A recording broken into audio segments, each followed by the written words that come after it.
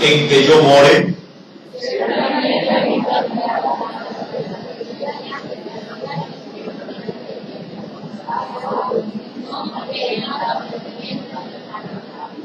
Y en todo cuanto he andado con todos los hijos de Israel, he hablado yo palabra a alguna de las tribus de Israel, a quien haya mandado a apacentar a mi pueblo de Israel, diciendo: ¿por qué no me habéis edificado casa de cedro?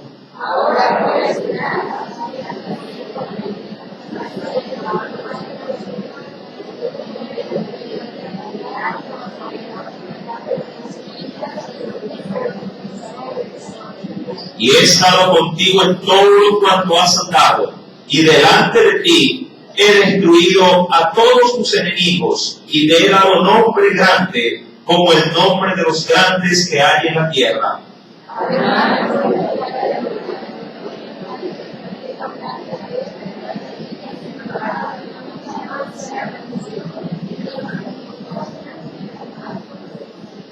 Desde el día en que puse jueces sobre mi pueblo Israel, y a ti te daré descanso de todos tus enemigos. Asimismo, Jehová te hace saber que Él te hará casa. Verso 12.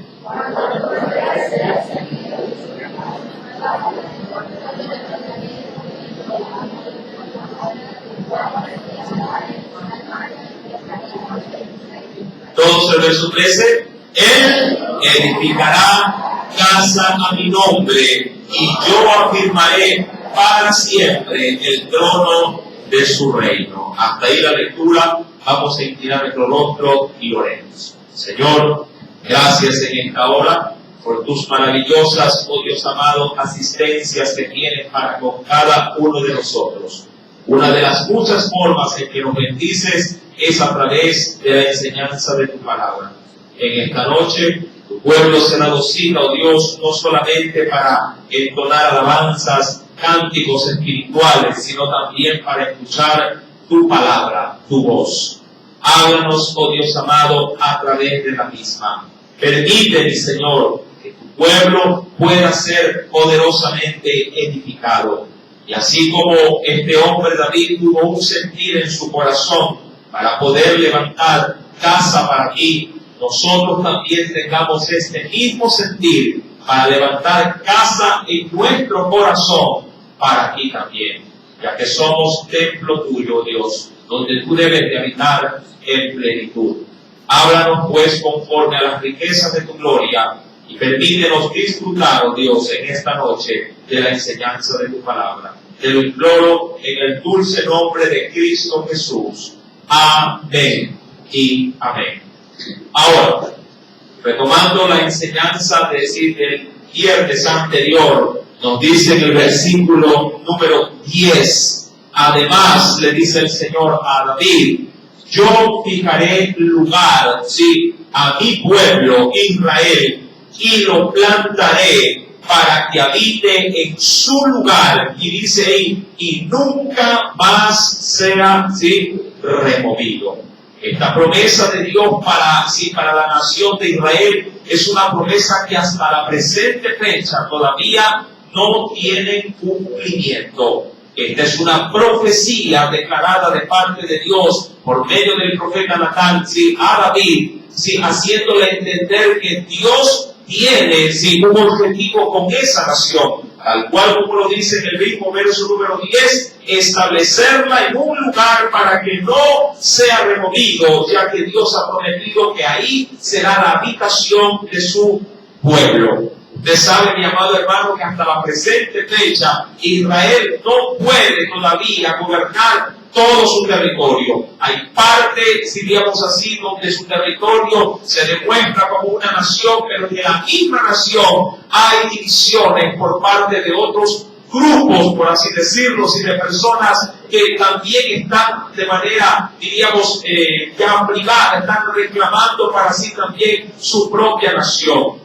Una de ellos son los palestinos. Mis queridos hermanos, esta promesa obviamente será cumplida de parte de Dios a su pueblo cuando su trono, cuando Jesús mismo venga a establecer su reino. Pero si queremos darnos cuenta de qué manera David, mi amado hermano, propone en su corazón quererle hacer una casa a Dios, si bien es cierto era un muy buen deseo de parte de su corazón, leyendo el día de hoy decía un comentarista, posiblemente sí, me gustaría ver a David tras este escenario, cómo así le nació en su corazón el quererle hacer casa a Dios. Y decía él de una manera muy personal, posiblemente David estaba en un día muy lluvioso en Israel, en Jerusalén, y vio cómo, si la casa de Dios por la ventana vio que ésta se humedecía e inclusive filtraba el agua dentro sin herramienta. Mientras que él estaba en un lugar muy seguro, ubicado, sí, y obviamente con una comodidad que superaría en gran manera a la de una tienda o la de un tabernáculo. Querido hermano, algo es seguro. David propuso en su corazón hacer algo muy grande y loable delante de Dios, y Natán confirmó ese deseo. Pero Dios mismo le dijo a Natán que vaya y le diga a David que él no le habría de construir una casa. Ahora bien, indagando un poquito dentro del pasaje bíblico, traté de encontrar, por medio de la misma Escritura, cuál fue la razón principal por la cual David no pudo concretar ese deseo. Si bien es cierto, la situación se va a concretar después con el hijo de él, hablando con Salomón, ¿por qué Dios le privó a David de que éste no sea el autor o el constructor de la misma? Si a la verdad David le dejó casi todo listo, le dio los planos, le dio el material de construcción, le dio la provisión, la riqueza, todo le separó, inclusive ya pesado por oro, con los planos dispuestos para que Salomón simplemente contratara al personal y construyera el gran templo que David en su corazón ya inclusive lo había visto. Y querido hermano, encontré un texto bíblico en Primera de Crónicas, en el capítulo número 28. Recordando que las crónicas son los antecedentes, sí, que se escriben de manera adicional de ciertos eventos o sucesos que en los libros como de los reyes y de los libros de Samuel no se los considera. Pero las crónicas sí tienen ciertos detalles adicionales muy valiosos para poder aprender de la palabra. En la primera carta de las crónicas, en el capítulo número 28, dice el Señor, ¿ya lo tiene? Primera de Crónicas, capítulo número 28. Verso número 2 al verso número 3. ¿Ya lo encontró?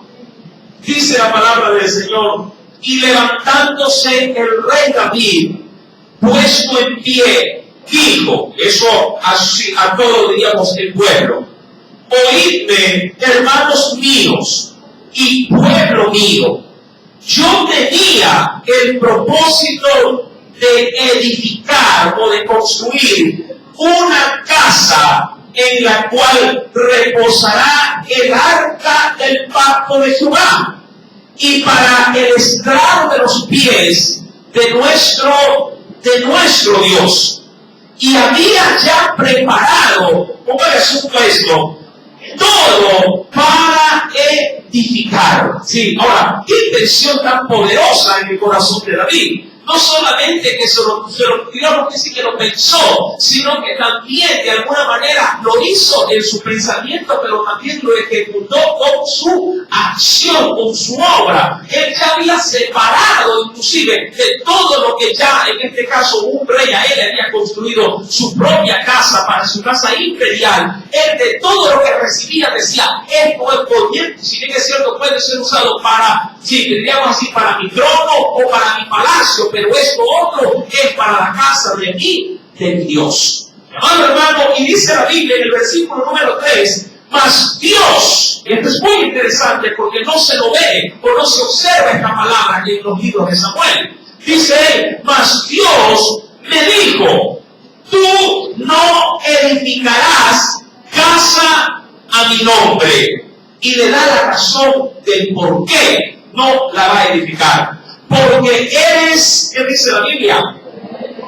eres hombre de guerra y has derramado mucha, pero mucha sangre.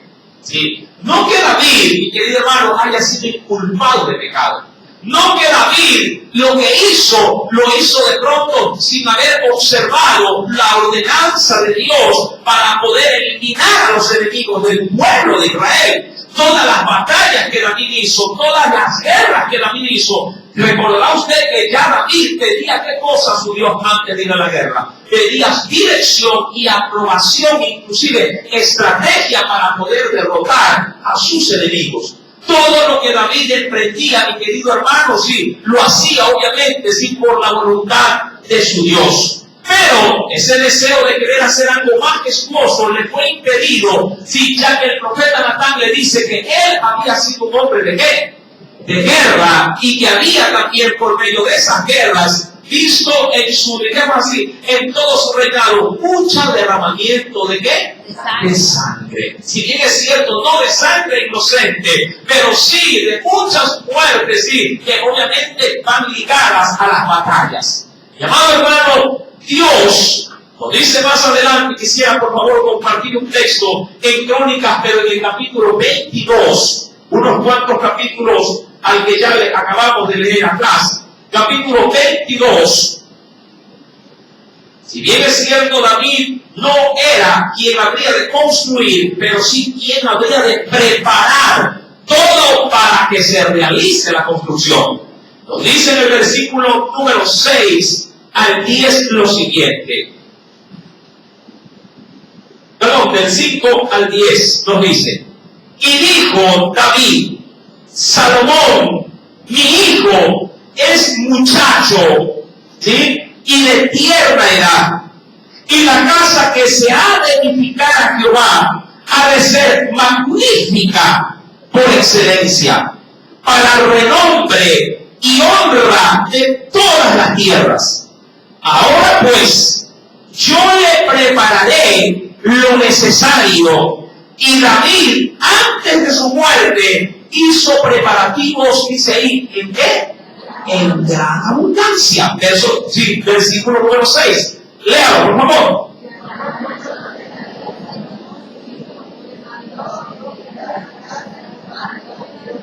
Ahora, algo curioso, ¿sí? ¿Cuántos saben? Sí, bueno, Salomón es reconocido por qué, diríamos, virtud que Dios depositó en él, por su sabiduría. ¿Cuántos saben qué significa el nombre de Salomón?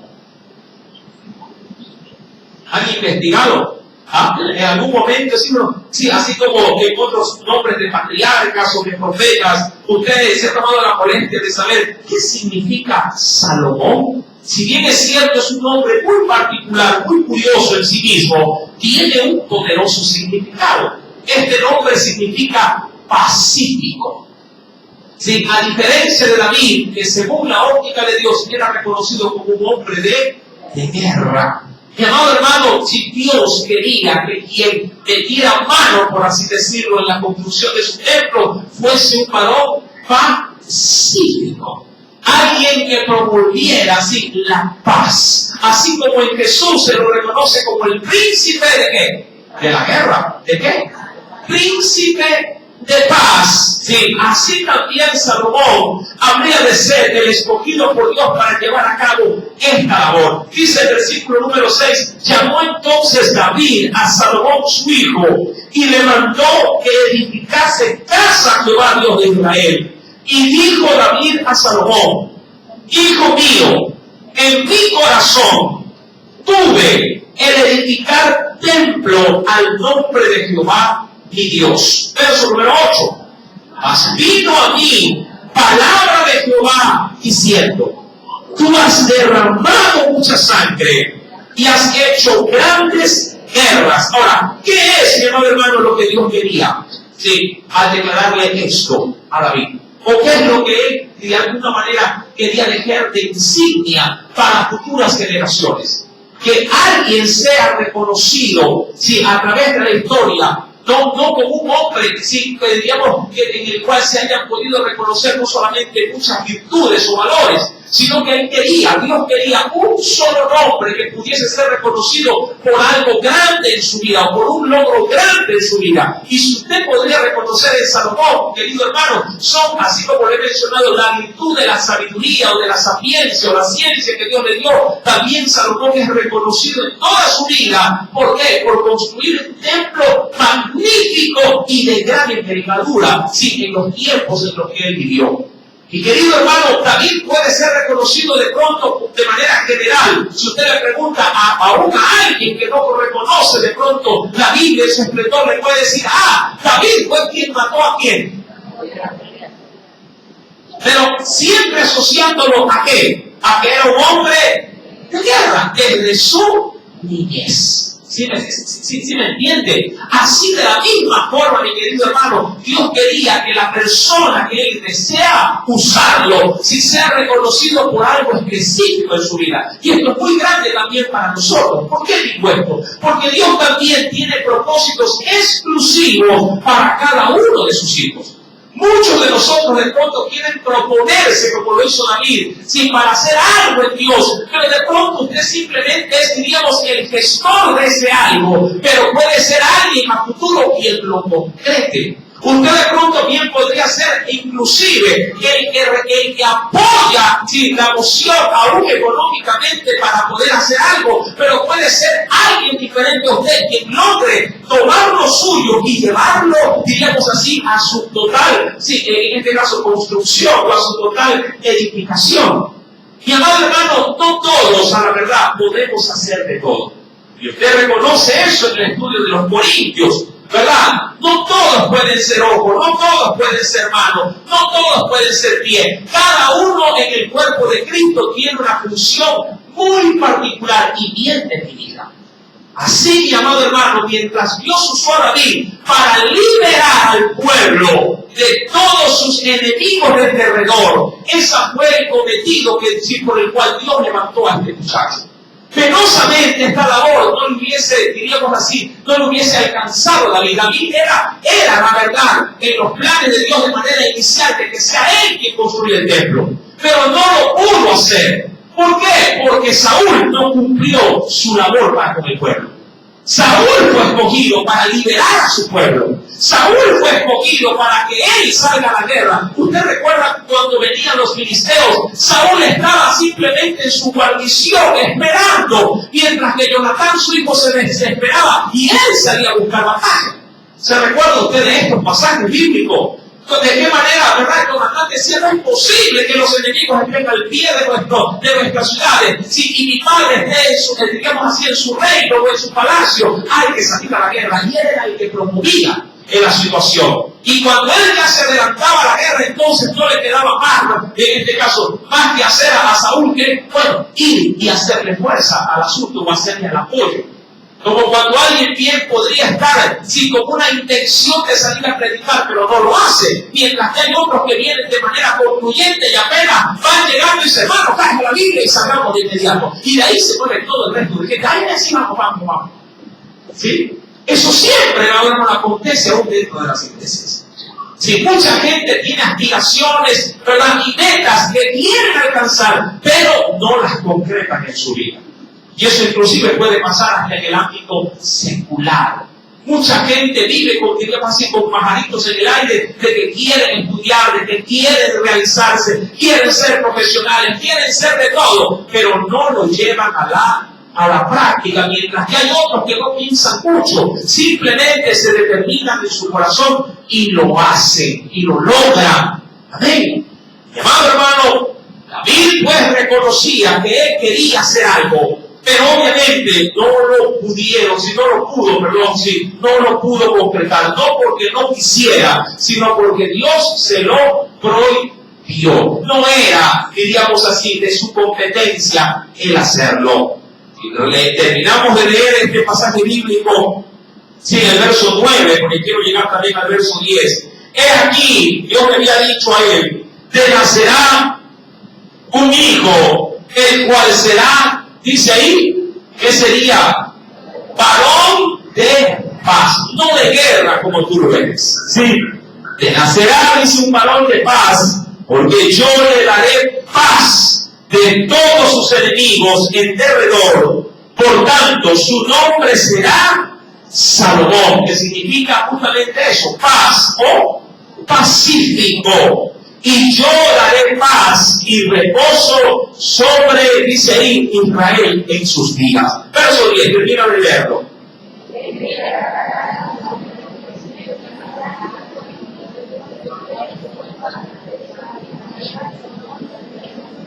Ajá, los firmaré para siempre. Ahora, yo entiendo por medio de la Escritura, mis santos hermanos, ¿sí?, que Dios no necesita un templo. La verdad es eso.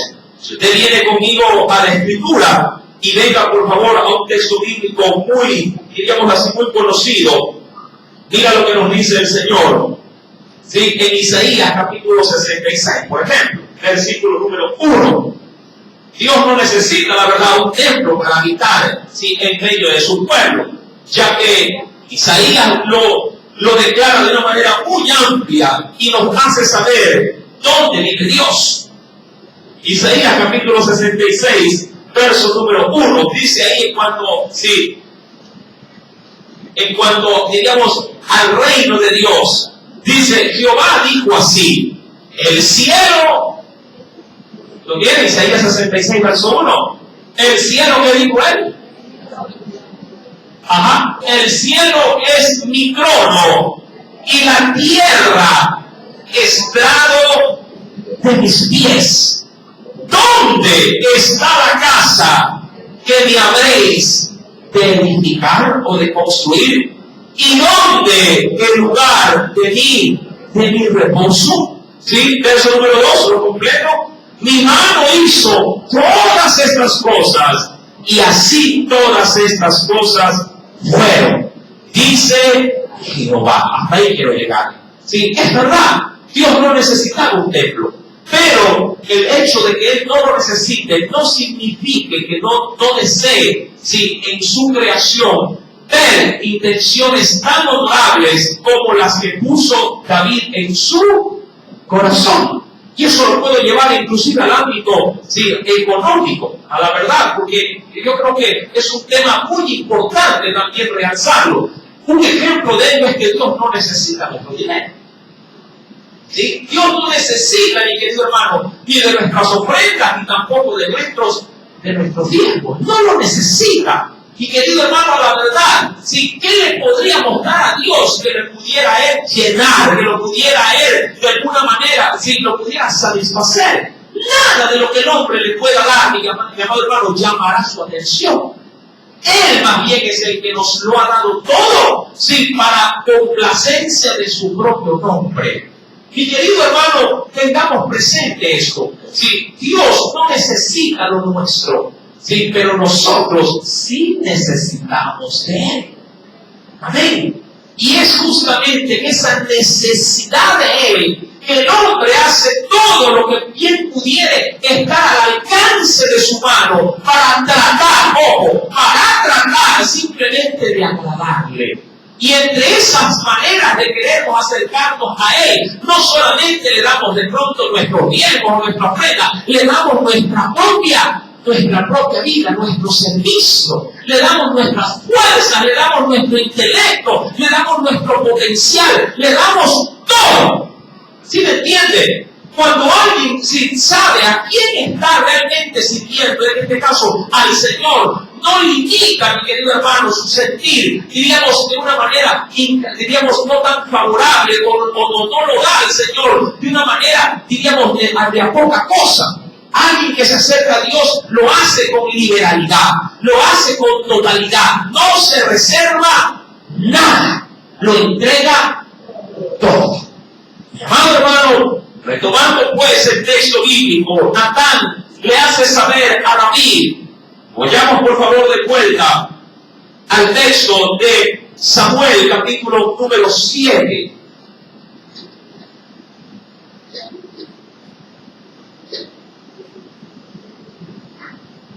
Versículo número 12, dice el el profeta Natán al rey: y cuando tus días sean cumplidos, eso es decir, cuando ya tu vida esté por extinguirse, y duermas con tus padres, yo levantaré después de ti a uno de tu linaje, el cual procederá de tus entrañas, y afirmaré su reino. Y ya leímos ese texto. ¿En quién se cumplía esto? En Salomón. No que Salomón haya sido el primogénito de David. Si algo sabía David, era que el primogénito a la hora de ocupar un trono no era el candidato ideal, sí, según la óptica de Dios. El mismo David era el último de los hijos de Isaí que fue escogido para que pueda ser rey. Amén. Aquí no se hereda, por así decirlo, el servicio ministerial. Aquí, mi amado hermano, debe de estar quien Dios sí lo pone, quien Dios selecciona para servir. Amado hermano, dice pues la Escritura en el versículo número 12 que Dios le había de levantar de sus propias entrañas a un hijo, sí, para que pueda ocupar ese trono. Cuando vamos, por favor, si me acompaña a la primera carta de las Crónicas, en el capítulo número 22, Primera de Reyes, ya digo Crónica, Primera de Reyes, capítulo número 8, mira lo que nos dice el Señor adicionalmente, versos 17 al 19. Primera carta o libro de los Reyes, capítulo número 8.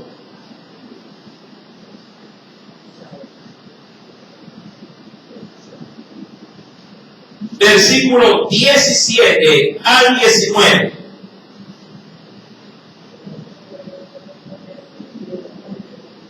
Mira lo que le dice Dios a este varón. ¿Ya lo tiene? Hablándole a Salomón. Dice verso 17. Y David mi padre, Salomón hace recuerdo a Dios de la labor que había hecho de David. Y David mi padre tuvo en su corazón edificar casa al nombre de Jehová, Dios de Israel. Verso 18. Pero Jehová dijo a David mi padre, dice, cuanto a haber tenido en tu corazón edificar casa a mi nombre, bien has hecho en tener, dice ahí, tal deseo. Ahora, ojo, el hecho de que él haya tenido un buen deseo no significa que Dios lo haya concretado. Sí, esto es muy importante. Muchas aspiraciones nuestras pueden ser de gran complacencia para Dios, pero no necesariamente se pueden llevar, diríamos, a la realidad. Usted puede tener muy buenos deseos en Dios, puede inclusive, mi amado hermano, hacer una acción, o desear una acción, diríamos, por sobremanera grande, que Dios podría decir, wow, si así fuera todo mi pueblo, si la iglesia fuese muy diferente. Mas, sin embargo, no todos esos deseos sí son aprobados por Dios. Y dice aquí, verso 19, pero tú, aun cuando fue un buen deseo, pero tú no edificarás la casa, sino tu hijo, que saldrá de tus lomos, él edificará casa. ¿A quién? A mi nombre. Tomando pues Samuel, mi querido hermano, versículo número 12, recuerde, fue de sus entrañas quien Dios había de tomar para construir ese templo. Obviamente un templo majestuoso, un templo, mi querido hermano, que debió haber sido una de las grandes maravillas del mundo antiguo. En el versículo número 13 nos dice, él edificará casa a mi nombre, yo afirmaré para siempre el trono de su reino. Verso número 14, léalo por favor.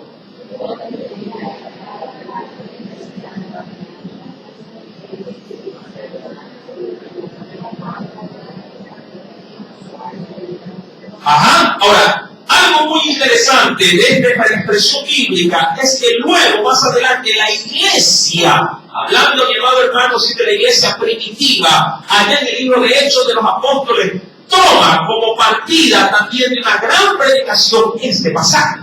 Recuerda lo que dice el verso 14. Yo le seré a él padre y él me será a mí hijo. Sí, si me acompaña, por favor, a la segunda carta a los Corintios.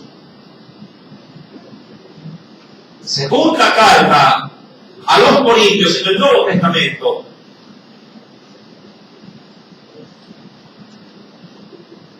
¿Lo tienen?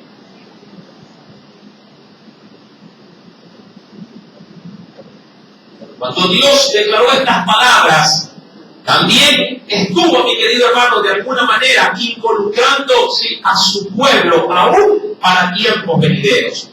Si usted lee el prefacio de ese pasaje bíblico, ¿qué dice antes del verso 14, el título? Somos, ¿qué dice ahí?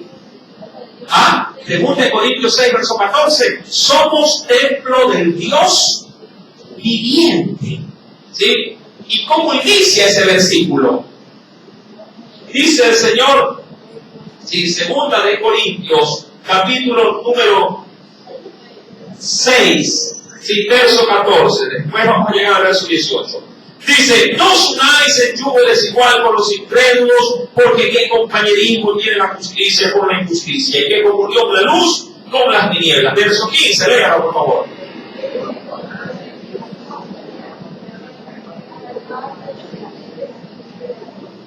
¿Y qué acuerdo hay entre el templo de Dios y los ídolos?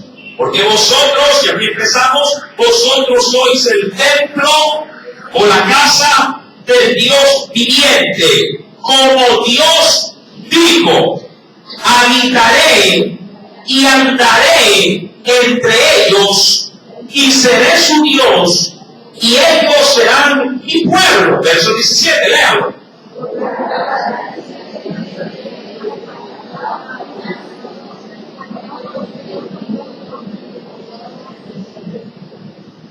Y seré para vosotros por padre, y vosotros me seréis hijos e hijas, dice el Señor Todopoderoso.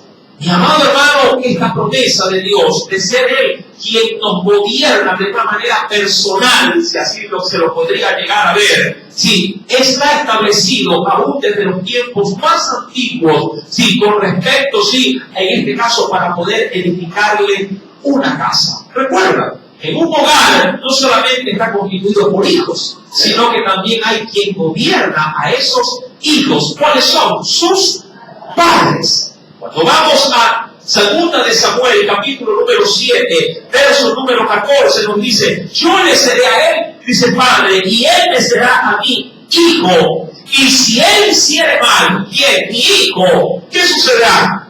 Yo le castigaré con vara de hombres y con azotes de hijos de hombres. Verso 15, pero mi misericordia no se apartará de él, como la aparté de Saúl, al cual quité de delante de ti. Ahora bien, Dios por medio del profeta Natán le hace un recuento, de cómo Dios había actuado, desde el momento que puso en Israel un rey. Este rey, si bien es cierto, fue inicialmente puesto por Dios, también fue desechado por Dios por causa de su rebelión.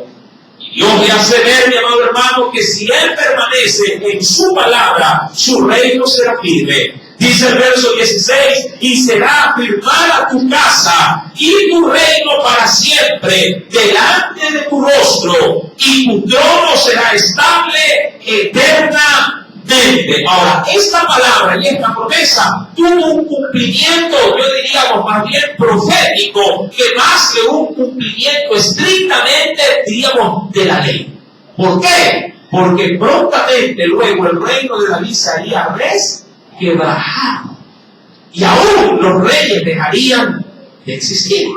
¿Entiende usted, mi amado hermano, en el estudio sobre todo de los días domingos por la mañana, que estamos analizando qué precioso libro estamos? Esdras, en aquel entonces ya no había rey en Israel, solamente el sumo sacerdote.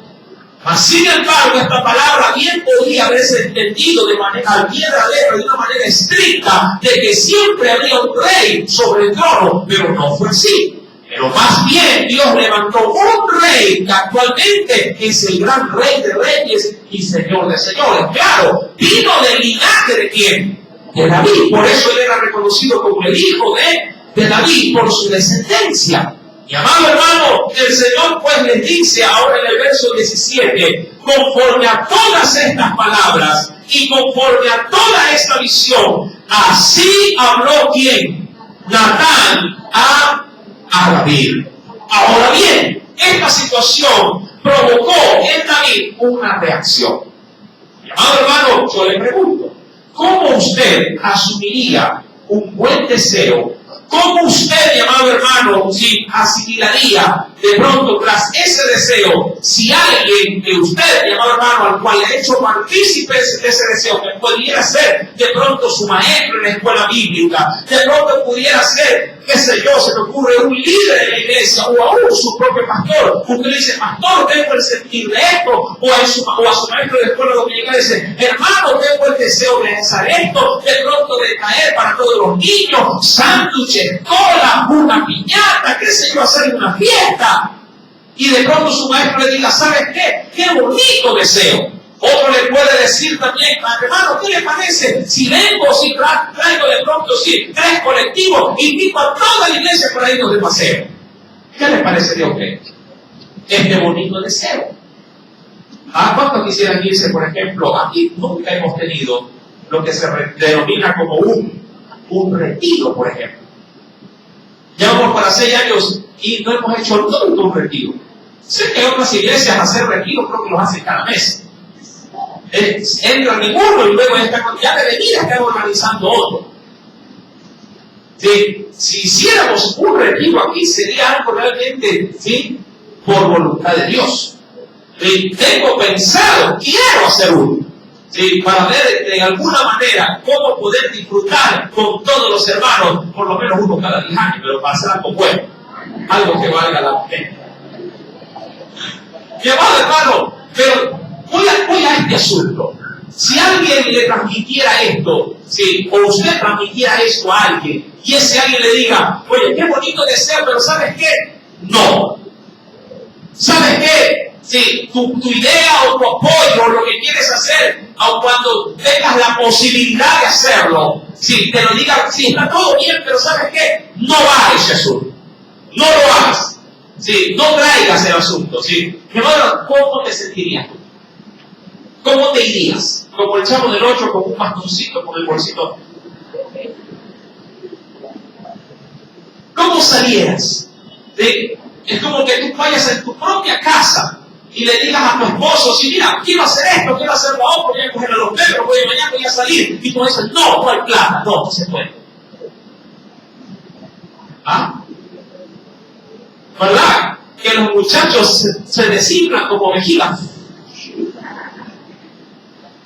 Y querido hermano, quiero que reflexiones en esto, porque desde el versículo, y aquí vamos a entrar en estudio también, desde el versículo número 18 en adelante, vamos a ver la reacción de David. Él tiene un poderoso deseo, hacerle una casa al Señor. No solamente ese deseo, se quedó, diríamos, en una aspiración. Él tenía, obviamente, por la misma bendición que Dios le había dado, tenía todo para hacer de ese deseo una gran realidad. ¿Verdad? Usted a veces se ha recostado en su cama con su esposo o su esposa y ha comenzado a volar, le ha dicho, oye, que sería chévere pegarnos un viaje con la familia. ¿Verdad? ¿Y a dónde quisieras? Y se imagina el escenario. Ay, vámonos para la sierra, vámonos para la costa. ¿Qué te parece? O ven las propagandas. Ay, yo quisiera estar como que esto de llevar los niños en los Estados Unidos por aquí. A Disney. Ay, qué sé. Pero después como que reacciona y dice, ay, pero ni para el triunfo.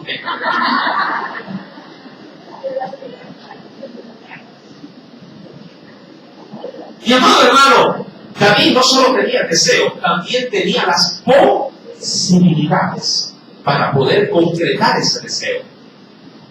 Mira, mi querido hermano, no necesariamente nuestras buenas aspiraciones y aún si nuestro poder adquisitivo, hablando de lo financiero, Sí, aun cuando lo tengamos, muchas veces Dios nos priva, sí, de que lo lleguemos a concretar. No de pronto porque Dios no lo quiera. Puede ser que tú no seas edificado. Y dos, también puede ser que no sea el tiempo para que se lo haga. Tengamos presente esto. ¿Sí? Puede ser, en primera instancia, recuerda, puede ser que tú no seas el instrumento que Dios sí quiera usar para que eso se realice. Y dos, puede ser que no sea el tiempo de Dios para que tú lo hagas. De pronto puede ser tú, pero no ahora, sino después. ¿Sí me entiendes? Y eso obviamente va a demandar de nosotros mucha madurez para poder asimilarlo. Porque hay quienes pueden llegar a sentirse tan impactados por una negativa que puede terminar simplemente, como dice la mención del ejemplo, de desinflarse y hasta perder de ahí en adelante todo su entusiasmo en Dios. Y Dios bien puede decir, por eso mismo no te dejé que lo hagas. Porque eres tan voluble, eres tan inconstante, que ante cualquier obstáculo, mira cómo eres. Mira cómo te pones. A nosotros como líderes nos ha tocado ver eso. Personas que tuvieron buenos deseos, inclusive tuvieron participación, y cuando se les dijo, hermanos, hasta aquí, se desinflaron hasta el punto de que hasta se alejan del Señor o se alejan de la iglesia. Y ahí uno entiende y dice, Señor, ahora sé por qué tú lo permitiste. Porque se nota o sale a aflorar lo que tenemos por dentro. Recuerda que un creyente no es creyente por lo que hace, sino por cómo es. Yo a muchos he aconsejado, inclusive hay algunos que están aquí, y yo les he dicho, hermano, usted no es, sí, o usted no puede de alguna manera sujetar su vida cristiana a lo que hace, porque si mañana más tarde eso que hace ya no está ahí, ¿dónde está su vida cristiana? A muchos he aconsejado, y algunos me están oyendo y dicen, sí, es verdad, a mí me lo dijo. A un hermano yo le dije, hermano, sí, es que yo antes servía, yo antes estaba, y cuando estaba sirviendo me sentía bien, estaba conectado, enchufado en Dios. Sí, está bien. Pero, y cuando se lo desenchufó, ¿cómo se sintió? ¿Siguió con el mismo corazón ardiente en Dios? ¿O simplemente su luz se desvaneció? Si su luz se ha desvanecido porque lo desenchufaron de alguna área de servicio, entonces podría decir, ese es su verdadero cristianismo. Es decir, su medidor solamente funciona o da vuelta cuando un aparato se conecta. ¿Verdad que así pasa en las casas? Usted baja los breques, ¿qué pasa con la medida del medidor? Se detiene. Muchos cristianos funcionan así. Hay que ponerlos a hacer algo para que se identifiquen como cristianos. Porque cuando se los quita o se los desenchufa, ya su vida no gira en torno de Dios, sino que se estanca. Y mi vida cristiana no puede depender de que hago, de por hacer algo. El hecho de que yo, ahora último, en mi última etapa de vida, creo yo, sea el pastor de la iglesia, no significa que mi vida cristiana fue en función del pastorado. Yo era un simple miembro de iglesia, como lo es usted. Pero siempre tuve, aún desde la banca, una vida cristiana activa, sin necesidad de que me digan, usted haga tal cosa, usted ayúdeme en esto, usted realice tal actividad. A mí nadie me invitaba, o nadie me decía desde el altar, si vayan y prediquen el evangelio. Yo solito, mi amado hermano, cogía mi puntita, hacía la canasta de amor que ahora hacemos una vez por semana. Yo lo hacía siempre. Sí, cogía de mi casa, a ver, Pati, y le decía a mi esposa, a ver, ¿qué hay? Hay cosas secas, dame uno. ¿Cuántas frutas de lentejas hay? Tres, dame una. Hay azúcar, ¿cuántas? Dame una. Y salía hacia la fruta. No esperaba el domingo para llevarla a la iglesia. Y cuando salía a evangelizar, llevaba la punta. No tenía carro, llevaba una mochila. Y cuando había necesidad, tenga, hermano, ahí está, Dios me bendiga. Una labor, ahora la cuento, pero en ese entonces era una labor silenciosa.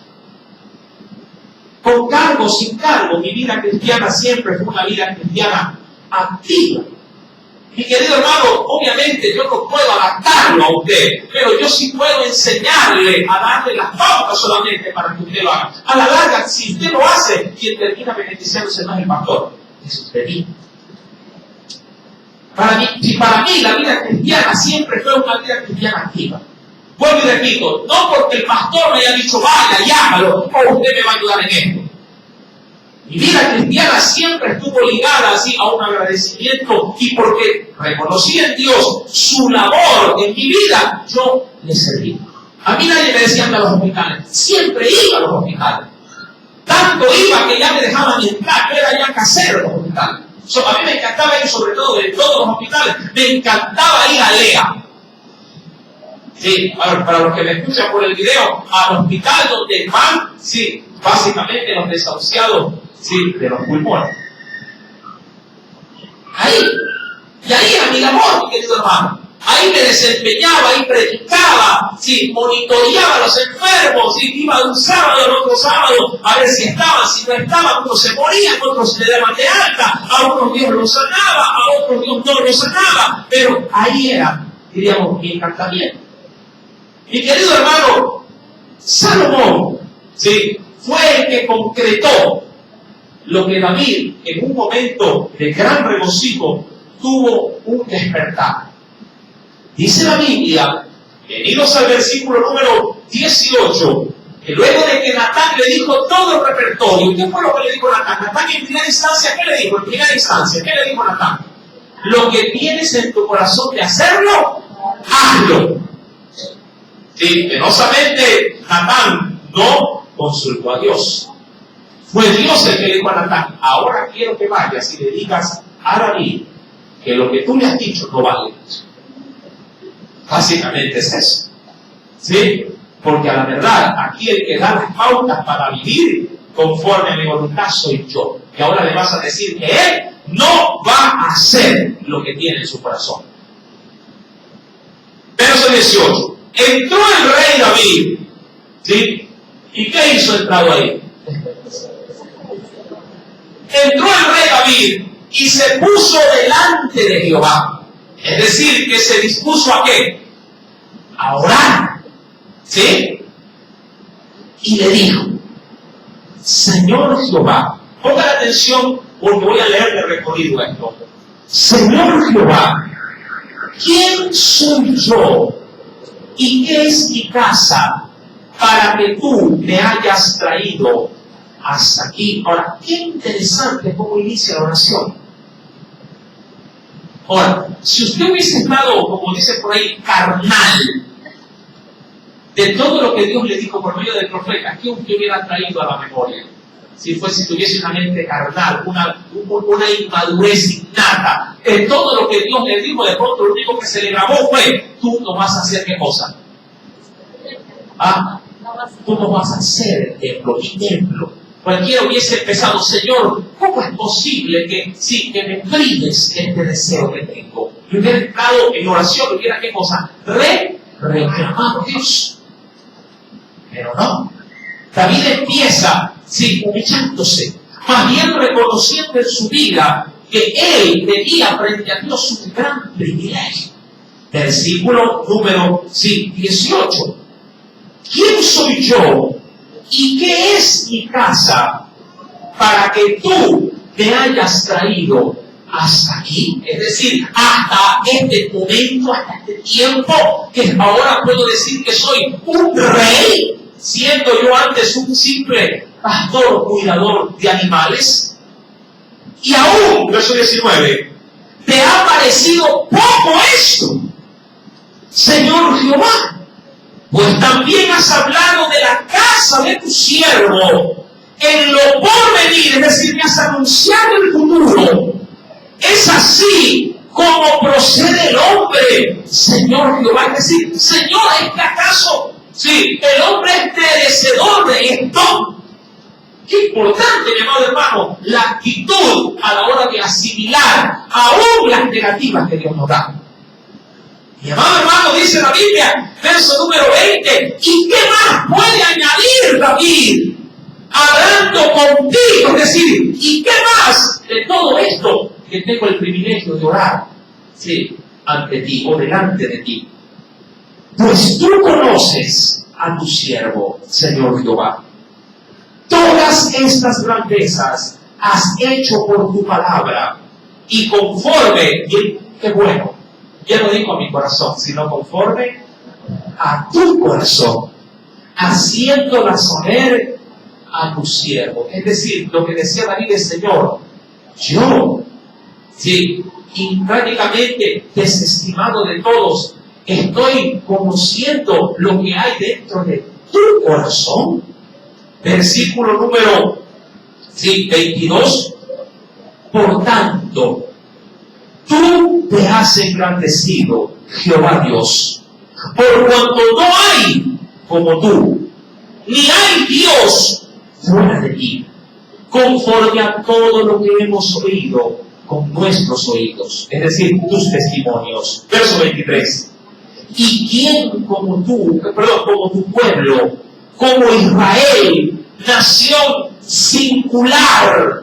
Qué interesante, porque naciones hay muchas, pero ¿cómo veía David, conforme a lo que Dios me había dicho? ¿Cómo veía él a su nación? Como una nación muy particular. Mi amado hermano, míralo de esta manera. En la tierra ya creo que en la actualidad ya estamos bordeando los 7.000 millones de habitantes. Ojo, 7.000 millones de habitantes. Pero de los 7.000 millones de habitantes, Dios te eligió a ti para que hoy escuches esta palabra. ¿Sí me entiendes? Eres muy singular para Dios. Mucha gente dice, ¿qué? ¿A mí Dios qué me va a escuchar? ¿A mí Dios qué me va a atender? ¿A mí Dios qué me va a prestar atención? Muchas veces así nos sentimos delante de Dios. Yo oro y no pasa nada. Le ruego a Dios y las cosas no cambian. A mí Dios simplemente no me atiende. A veces eso es lo que creemos. Pero amado hermano, cuando nos acercamos a Dios en intimidad, debemos de acercarnos con la certeza, ojo, con la seguridad de que Él está oyendo, está poniendo su atención sobre mí, aun cuando yo no lo logre sentir. Dios, mi amado hermano, si no concreta, por así decir, sus promesas, sea de que yo las siento o no lo sienta.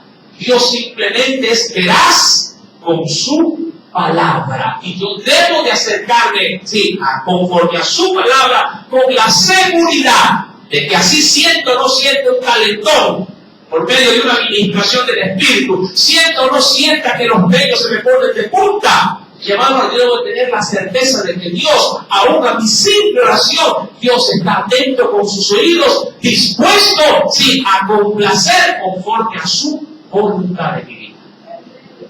El culto, como yo siempre también lo suelo anunciar desde el altar, si el culto no se necesita ser algo extraordinario, maravilloso, que tenga luces psicodélicas, que tenga aquí alabanza o personas que toquen la alabanza como en el cielo, yo para no poder decir que Dios estuvo en el culto.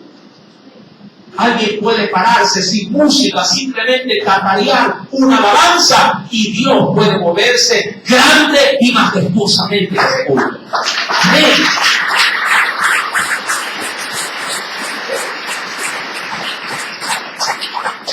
Dice el versículo número 21, todas estas grandezas has hecho por tu palabra, conforme a tu corazón, haciéndolas saber a tu siervo. Ahora yo pregunto algo. ¿Por qué David valoraba tanto todo esto? Ahora, ¿qué es lo que había recibido David? Dígame usted. En el capítulo 7 estamos. ¿Qué es lo que había recibido David? Primeramente eso, un rechazo a una petición.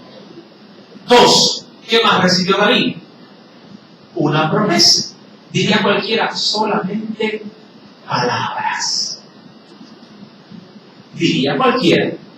Pero un hombre de fe no recibió palabras. Recibió, mi amado hermano, promesas de un Dios vivo.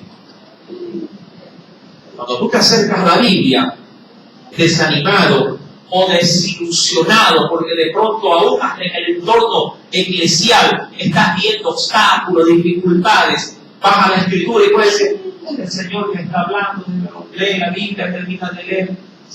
Y él dice, bueno, y dice, amén.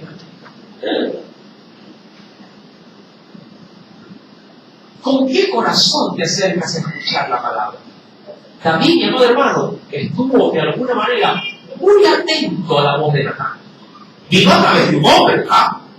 Que cualquiera pudo haber dicho, Natán, yo creo que Natán me está mintiendo.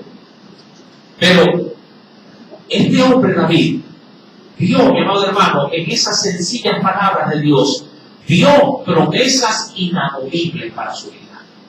Dice la Escritura, porque voy a entrar en una parte de la oración muy importante, donde David concluye, luego de agradecerle y reconocer la grandeza de Dios, concluye en el verso 22 con una postura muy, pero muy favorable, que nosotros debiéramos también de tomarla. Por tanto, es decir, como una resolución, tú te has engrandecido, Jehová Dios, por cuanto no hay como tú, ni hay Dios fuera de ti, conforme a todo lo que hemos oído con nuestros oídos. Verso 23. ¿Y quién como tú, como tu pueblo, como Israel, nación singular en la tierra? Y mire, porque fue Dios para rescatarlo por pueblo suyo y para ponerle nombre. Recordará usted que Israel no se llamaba Israel, ¿cómo se llamaba? Jacob. Versículo número 23. Y para hacer grandezas a su favor y obras terribles a tu tierra, por amor de tu pueblo que rescataste para ti de Egipto, de las naciones y de sus dioses. Ahora, algo importantísimo en este reconocimiento de David es que Dios hace memoria de las obras del Señor. Y esto es muy importante, porque puede ser que Dios en un determinado momento de tu vida te haga por su voluntad, te haga, por así decirlo, si te haga un observador de su palabra, pero no un protagonista de su palabra. ¿Qué es lo que quiero decir? Puede ser que solamente un buen tiempo de tu vida, solamente si tú estés reservado simplemente para oír y ver, pero en otros, pero en ti, nada de Dios. Oyes testimonios, oyes de milagros, ves como otros son usados, y tú puedes decir, ¿y yo? ¿Y qué hay de mí? Señor, ¿y cuándo me vas a usar a mí? ¿Y cómo así en otros? Y no pasa lo mismo en mi casa. Usted ha escuchado a veces los testimonios, el Señor tocó a mi marido, el Señor hizo esto, el Señor oré por esto, el Señor se movió, me ha librado, me ha sanado. Y usted sigue con el dolor, usted sigue con los problemas en casa, sigue con sigue viendo aguas turbias y oscuras en su diario vivir. Dice, Señor, ¿y cuándo aclaras mi torrente? ¿Cuándo te lleva la tempestad de mi casa? O la tempestad de mi corazón y mi alma. Cuando eso suceda, ten presente en tu corazón las grandezas de Dios en el pasado. No para que vivas del pasado, sino para que recuerdes que tú le sirves a un Dios todopoderoso que puede hacer grandes cosas en tu vida en el futuro.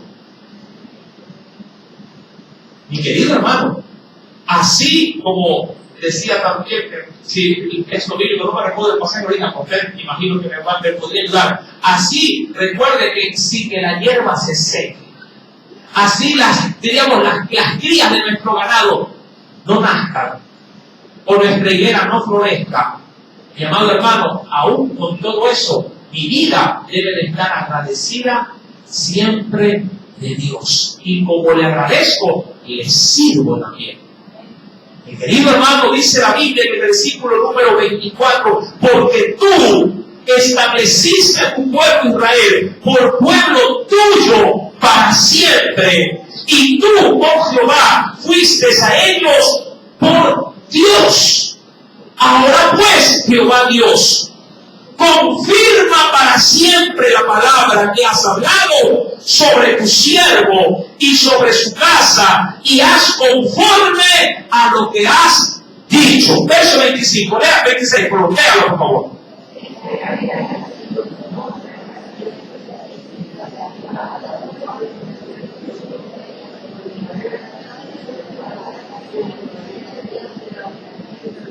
Porque tú, Jehová de los ejércitos, Dios de Israel, revelaste o diste a conocer al oído de tu siervo diciendo: yo te edificaré casa. Y ojo, esta promesa no solo fue para David, también lo es para usted y para mí. Jesús le dijo lo mismo a la iglesia. ¿Qué le dijo? Me voy a ir, pero tranquilo, porque me voy a ir para hacer qué cosa en el cielo. Si algo usted en oración le puede llegar a pedir a Dios, es conforme a esta misma promesa, esta misma palabra. Señor, yo sé que tú también, como a David, te has prometido una morada. Y esa morada es la nueva Jerusalén. Jesús dijo que no nos dejaría solos, primeramente que nos mandaría a su Santo Espíritu, pero también que Él habría de edificar morada para nosotros, casa. Dice la Biblia en el versículo número 27, yo te edificaré casa, por eso tu siervo ha hallado en su corazón valor para hacer delante de ti esta súplica. Ahora pues, Jehová Dios, tú eres Dios, es decir, en ti está la soberanía de qué cosa, de que las cosas pasen como tú quieres, no como yo lo deseo. ¿Sí?